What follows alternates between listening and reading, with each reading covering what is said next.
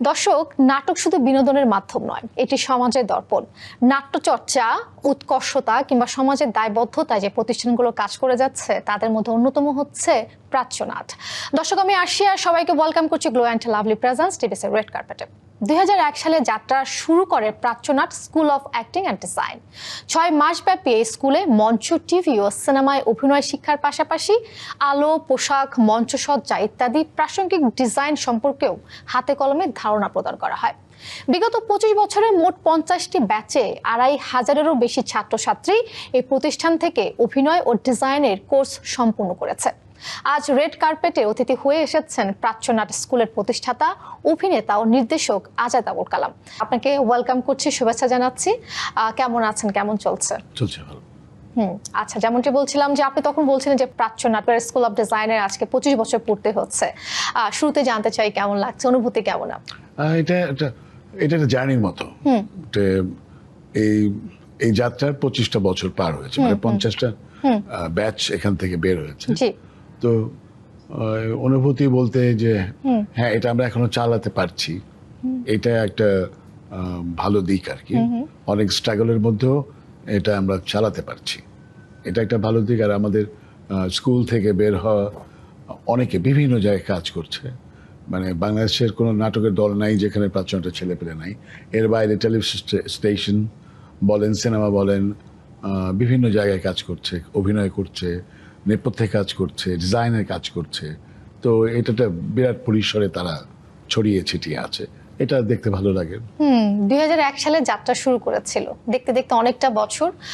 আসলে কি কি লক্ষ্য নিয়ে যাত্রা শুরু করেছিল 2001 সালে? যাত্রার উদ্দেশ্যটা ছিল কিছুই না, যারা নাটক করতে চায়, যাদের প্রাতিষ্ঠানিক শিক্ষার অভাব আছে, অথবা যারা ইউনিভার্সিটিতেও নাটক নিয়ে পড়া অথবা সিনেমা নিয়ে পড়ার সুযোগ যাদের হয়নি, তাদের জন্য যেহেতু করতে চাই তারা, তাদের একটা ওরিয়েন্টেশন কোর্সের মতো 6 মাসে তারা যাতে বুঝতে পারে আদৌ এটা তারা করতে পারবে কিনা অথবা কন্টিনিউ করতে পারবে কিনা, তার একটা প্রাথমিক ট্রেনিং এর মতো। আচ্ছা, আমরা জানি 15টি পূর্ণদৈর্ঘ্য নাটক মঞ্চায়ন করেছেন আপনারা, এবং আপনার নির্দেশনায় এবং মুরাদ খানের রচনায় কন্যা নাটকটি মঞ্চস্থ হয়েছে। সব মিলিয়ে জানতে চাই 25 বছরের আসলে এই পথ চলা। না, 25 বছর হচ্ছে কিন্তু প্রাচ্যনাট স্কুলের, আর প্রাচ্যনাটের 30 বছর, ফেব্রুয়ারি মাসে 30 বছর হবে। তো এটা দুটো ডিফারেন্ট জিনিস, একটা হচ্ছে নাটকের দল আর একটা হচ্ছে স্কুল। তো স্কুল আর নাটকের দল একেবারেই আলাদা দুটো সত্তা, মানে একই রকমের লোকজন দু জায়গায় আছে কিন্তু দুটো সত্তা আলাদা। তো সেক্ষেত্রে যেটা নাটকের কথা বললেন, তো এরকম আমরা আমাদের নাটকের সংখ্যা, প্রাচ্যনাটের নাটকের সংখ্যা এখন 47টা। এতগুলি নাটক আমরা করেছি এই 30 বছরে। 30 বছর হয়নি এখনো যদিও। আচ্ছা, প্রাচ্যনাটকে কিন্তু একটি সঙ্গীত দলও রয়েছে, আমরা যতটুকু জানি এই বিষয়ে একটু জানতে চাই। প্রাচ্যনাট নিজের একটা সঙ্গীত দল আছে, আবার প্রাচ্যনাটের সাথে সংশ্লিষ্ট এরকম আরো দুটো ব্যান্ড আছে। একটা হচ্ছে জলের গানে যারা ওরা সবাই প্রাচ্যনাটের, বেশিরভাগই 2-1 বাইরের। তারপরে আরেকটা আছে সর্বনাম, তারাও তাদের শুরু প্রাচ্যনাটের মধ্যেই আর কি। আচ্ছা, এবারে উৎসবে প্রথম থেকে 50তম ব্যাচের প্রাক্তন ও বর্তমান শিক্ষার্থী, শিক্ষক, প্রশিক্ষক, নাট্য ব্যক্তিত্ব এবং সংস্কৃতি প্রেমীরা অংশ নিয়েছেন। হ্যাঁ, অতিথি হিসেবে কারা থাকছেন? অতিথি হিসেবে বাংলাদেশের নাটকের সাথে যারা সংশ্লিষ্ট মঞ্চ নাটকের, এর বাইরেও ঢাকা বিশ্ববিদ্যালয়ের শিক্ষক আছেন, ত্রিশালের শিক্ষক আছেন, যারা নাট্য শিক্ষকতার সাথে জড়িত, তারা আছেন, অভিনেতা অভিনেত্রীরা আছেন। প্রাচ্যনাটের হাত ধরে কিন্তু বিনোদনের অনেক মাধ্যমে অনেকে কাজ করছে এবং অনেকে আগ্রহী হয়েছে কিংবা অনেকে কাজ করতে চাচ্ছে। যখন তারা আসলে বিভিন্ন মাধ্যমে কাজ করছে, সফলতাও পাচ্ছে, তখন আসলে কেমন লাগে ভাইয়া? ভালো, অবভিয়াসলি ভালো লাগে যে আমি তাকে চিনতাম, আমরা একসাথে কাজ করেছে, একসাথে আমাদের স্কুলিং করেছে, অথবা অনেকে আছে স্কুলিং করার পর আবার আমাদের নাটকের দলেও কাজ করছে। তারা বিভিন্ন জায়গায় সাফল্যের সাথে তাদের কাজ করে যাচ্ছে, এটা দেখতে খুব ভালো লাগে। প্রাচ্যনাট যদি বলি, মূল দর্শন কিংবা কি স্বপ্ন নিয়ে এগিয়ে চলছে সামনের দিকে? অত স্বপ্নটা প্রাচ্যনাট শুরু হওয়ার পর থেকে যেটা ছিল ভালো নাটক করা, এবং নাট্য চিন্তার ক্ষেত্রে একটা পরিবর্তনের কারণেই প্রাচ্যনাটের জন্ম। এবং সেখানে নাটক প্রযোজনার ক্ষেত্রে আমাদের সবসময় একটা মাথায় ছিল যে আমরা কি নিয়ে নাটক করবো, আমাদের কন্টেন্ট কি হবে, এবং সেটা আসলে কিভাবে আমরা সেই কন্টেন্টটাকে ডিসপ্লে করব অথবা এক্সিকিউট করব। তো সেক্ষেত্রে আমরা সবসময় চেষ্টা করেছি বিষয়বস্তুর ক্ষেত্রে অনেক চিন্তা ভাবনা করা। যেমন আপনি একটু কন্যার কথা বললেন, কন্যা কিন্তু ইউজুয়ালি সহজে কেউ নাটক করতে চাইবে না। এটার মধ্যে ধর্মীয় অনুভূতির ব্যাপার আছে, মারেফত, হকিকত, এইসব অনেক কিছু, সুফিয়াজম আছে, আবার একদম প্রচলিত কট্টর ধর্ম চিন্তার কথাও আছে এখানে। সাবজেক্টটা একটু কঠিন, তারপর আমরা সেটা ডিল করার চেষ্টা করেছি। এর আগে আমরা যেমন করেছি সার্কাস নিয়ে, সার্কাসের দলের একটা ঘটনা নিয়ে, আমরা দুটো ঘটনা নিয়ে একটা নাটক করেছিলাম, সার্কাস না। এরকম আমরা ম্যান ফর অল সিনস করেছি। এটা কিন্তু একজন ব্রিটিশ নাট্যকারের লেখা একটা নাটক এবং 15th সেঞ্চুরির ইংল্যান্ডের ঘটনা আসলে।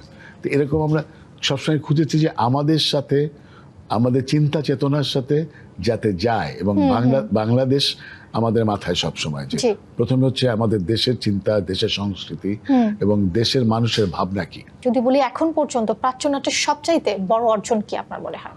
বড় অর্জনের মধ্যে মানে আমাদের দেশে পৃষ্ঠপোষকতা ছাড়া একটা দল যদি কাজ করতে পারে 30 বছর ধরে, আমি মনে করি এটাই অনেক বড় সাকসেস। কারণ আপনি জানেন, অথবা দর্শক নিশ্চয়ই জানে, যে থিয়েটার যারা করছে এটা কিন্তু প্রফেশনাল না, তারা কিন্তু পেইড না, যার ফলে এই নিজের খেয়ে বনের মোস্তান এই কাজটা 30 বছর ধরে যারা করছে তারা একটা মিশন, এটা মিশনারি জবের মতো। তো আমার কাছে মনে হয় যে এইভাবে চললে এরকমই থাকবে। এটা আসলে একদম সরকারি পৃষ্ঠপোষকতা ছাড়া এখানে প্রফেশনালিজম কখনই আসবে না।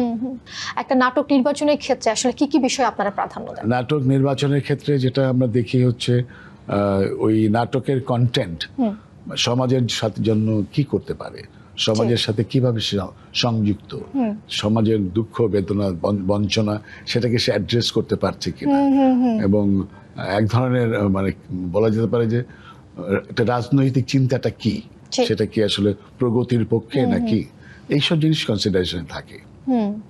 বর্তমান সময়ে আসলে নাট্য চর্চায় সবচেয়ে বড় চ্যালেঞ্জ কি বলে মনে হয় আপনার কাছে? সবচেয়ে বড় চ্যালেঞ্জই হচ্ছে যে নাটকের সাথে এখন যদি মানে থিয়েটারকে যদি বাঁচাতে হয়, থিয়েটারকে যদি আরেকটা পর্যায়ে নিয়ে যেতে হয়, এখন যে পর্যায়ে আছে এটা খুব স্বাস্থ্যকর না, এভাবে চলবে না। কারণ এটা এখন সময়টা এরকম না যে নিজের খেয়ে বনের মোষ টানের সময়টা না। তো এটা অবশ্যই মানে রাষ্ট্রকে, এবং শুধু সরকার না, বেসরকারি নানান উদ্যোগ এর সাথে যুক্ত হবে, সরকারি এবং বেসরকারি উদ্যোগ। না হলে থিয়েটার এই অবস্থায় থাকবে অনেক বছর। এটা যে একটা আপলিফটমেন্ট দরকার আছে, সেটা হবে না। আমরা জানি যে আপনার নির্দেশনায় কিন্তু অনেক জনপ্রিয় নাটক মঞ্চস্থ হয়েছে, তার মধ্যে রয়েছে আচলনায়তন, আগুন যাত্রা, ব্যতিক্রম এবং নিয়মের মতো নাটক দর্শকদের প্রশংসা পেয়েছে। এটা অচলায়তন। হ্যাঁ, একজন নির্দেশক হিসেবে কোন বিষয়টি আসলে সবসময় আপনার মাথায় থাকে? এটা ডিপেন্ড করে, এক একটা নাটক এক এক রকম। মানে নাটকে আমাকে বলে দেয় আমি এটা কিভাবে করব, অথবা যে বিষয়বস্তুকে আমরা নির্বাচন করি সেটাকে আমি কিভাবে মঞ্চে আনতে চাই, সেটা সে তার নাটকের মধ্যে কিছু থাকে, আর থাকে অভিনেতা অভিনেত্রী নির্দেশকের মাথায় যে আমি এটাকে এইভাবে দেখতে চাই। তো নাটক টু নাটক এটা ভ্যারি করে। আমরা জানি যতটুকু শ্রদ্ধেয় হুমায়ুন ফরিদের একটা চেয়ার রয়েছে আপনাদের গ্রুপ, এই বিষয়ে যদি একটু আমাদেরকে জানান। হুমায়ুন ফরিদের চেয়ার না, একটা টেবিলও আছে, এটা ওনার স্টাডির অংশ ছিল। তো ফরিদি ভাই চলে যাওয়ার পর তার কন্যা ওটা যখন বাসাটা শিফট করে ওরা, তখন এটা আমাদেরকে দিয়ে দেয়, প্রাচ্যনাটকে দিয়ে দেয়। কারণ প্রাচ্যনাটের সাথে ফরিদি ভাইয়ের খুব ভালো সম্পর্ক ছিল, উনি আমাদেরকে খুব ভালোবাসতেন, এবং অসুস্থ অবস্থায় উনি আমাদের নাটক দেখতে এসেছেন। তো ওই সম্পর্কের জায়গা থেকেই তার মেয়ে ওই চেয়ারটা টেবিলটা আমাদের কাছে আমাদেরকে দিয়ে দেয়। ভিউয়ার্স, আপনারা দেখছেন glow and lovely red carpet, এবং আমাদের সাথে আজকে উপস্থিত রয়েছেন বিশিষ্ট অভিনেতা আজাদ আবুল কালাম। আর অনেক বিষয়ে কথা বলবো, সময় হয়েছে ছোট্ট একটা ব্রেকে যাওয়ার। সাথে থাকবেন, ফিরছি একটু পরে।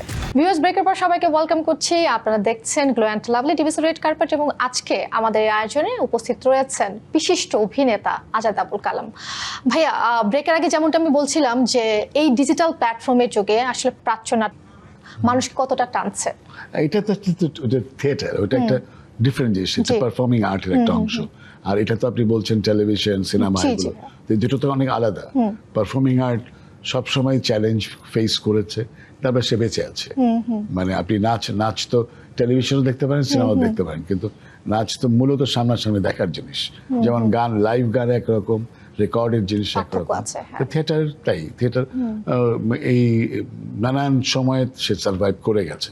যখন সিনেমা আবিষ্কার হয় তখনও ভাবা হয়েছিল থিয়েটারে কি হবে, আবার যখন টেলিভিশন আসলো তখনও, কিন্তু থিয়েটারের জায়গায় থেকেছে, কারণ এটা ডিফারেন্ট একটা মিডিয়াম, এটা হচ্ছে পারফর্মিং আর্টের একটা অংশ।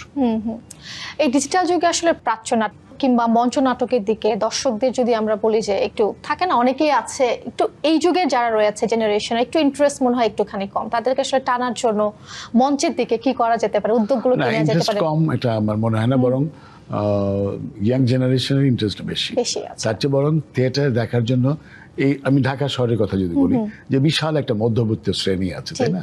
সারা পৃথিবীতে থিয়েটার দেখেই হচ্ছে, থিয়েটারের ভোক্তাই হচ্ছে এই শ্রেণীটা। এলিট ক্লাসও আছে, মূলত এই ক্লাসটা।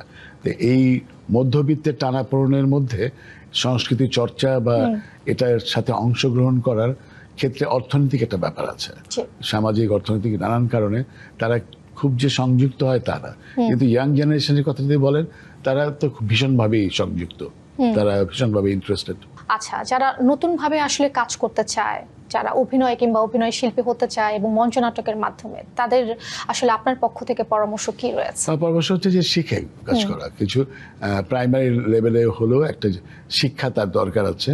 সেই ক্ষেত্রে আমি শুধু প্রাথমিক স্কুলের কথা বলছি না, এখন তো ইউনিভার্সিটি লেভেলই আছে, সিনেমাও শেখা যায়, অভিনয় শেখা যায়, সব একদম বিশ্ববিদ্যালয় লেভেলই আছে। যাদের সেই সুযোগটা আছে এবং যারা এটাকে ক্যারিয়ার করতে চায়, তাদের অবশ্যই ইনস্টিটিউশনের কাছে যাওয়া, সেটা ইউনিভার্সিটি হোক বা নানান শিক্ষা প্রতিষ্ঠান যেগুলো আছে, সেখান থেকে কিছু শিক্ষা গ্রহণ করা দরকার। 25 বছর পূর্তির 2 দিন ব্যাপী আয়োজন আজ থেকে শুরু হয়েছে।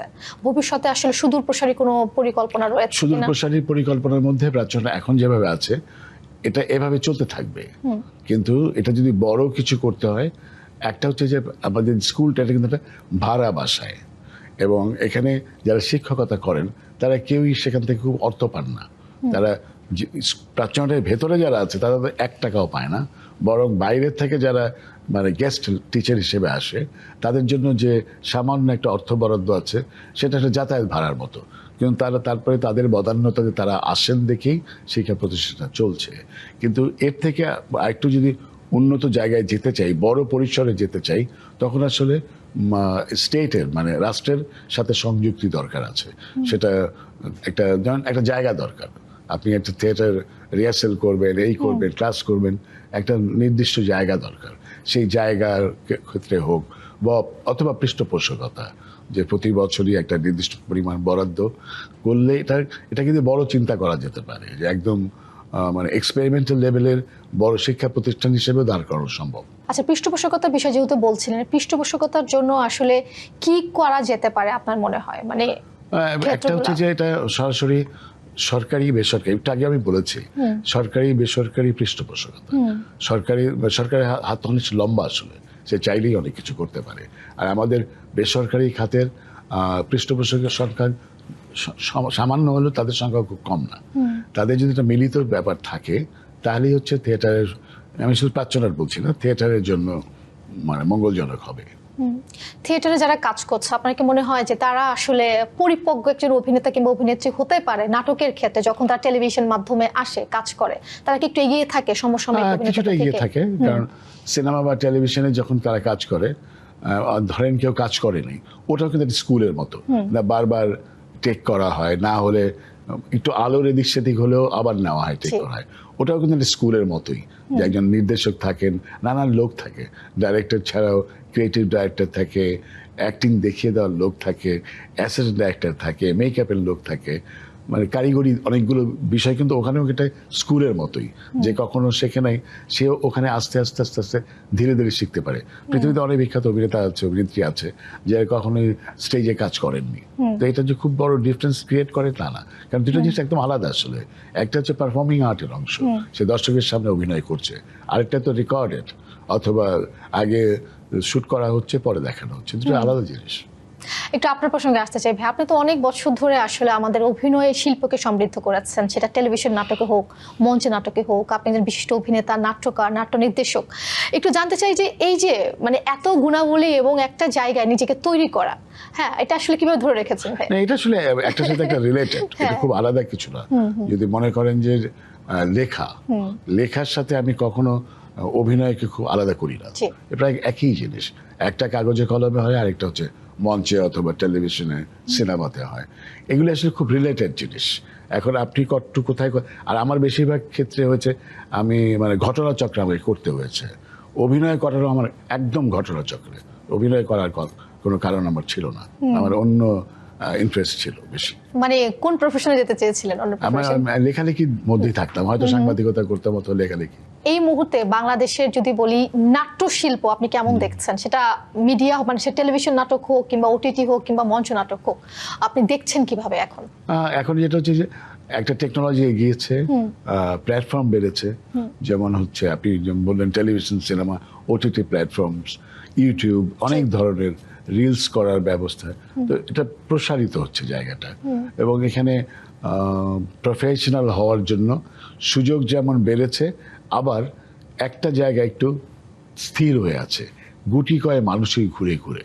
মানে আপনি যে প্রসারিত যদি হওয়ার কথা বলেন, প্ল্যাটফর্ম প্রসারিত হয়েছে, কিন্তু কাজের ক্ষেত্রে মানুষের সংখ্যা দিন দিন খুব একটা গোষ্ঠীবদ্ধ হয়ে গেছে, যার ফলে আমরা এই ধরেন একটা সিকিউরিটির সাথে আমি সম্পর্কযুক্ত, আমাদের কাছে বেশিরভাগ লোক আসে হচ্ছে, অভিনেতারা আসে হচ্ছে যে আমি কাজ চাই, আমাকে কাজ দেন। যদি এটা আমাদের কাজ না, অভিনেতা শিল্পী সংঘ তো এটা করতে পারে না, কিন্তু তাদের মূল দাবিটাই হচ্ছে কাজ চাই, কাজ।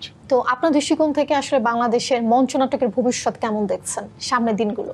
সামনের দিনগুলোতে যে একটা হচ্ছে যে নতুন নতুন ডাইরেক্টর, রাইটার আসছে, তারপরে হচ্ছে নানান ভাবে প্রশিক্ষিত, নানান জায়গায় পড়াশোনা করা।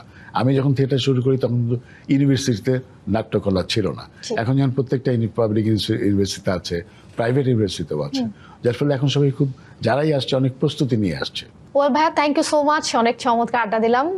অবশ্যই আপনি বাংলাদেশের সুপরিচিত এবং গুণী একজন অভিনয় শিল্পী, আমরা সবাই জানি। আপনাকে তো অনেকে দেখছে, তাদের উদ্দেশ্যে যদি কিছু বলার থাকে, যেহেতু আজকে 25 বছরের প্রথম দিন।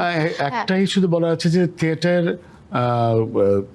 মানুষের মধ্যে বেঁচে থাকে, থিয়েটার যদি না দেখে তাহলে থিয়েটার খুব স্বাভাবিকভাবেই সে তার স্রোতটা হারায়।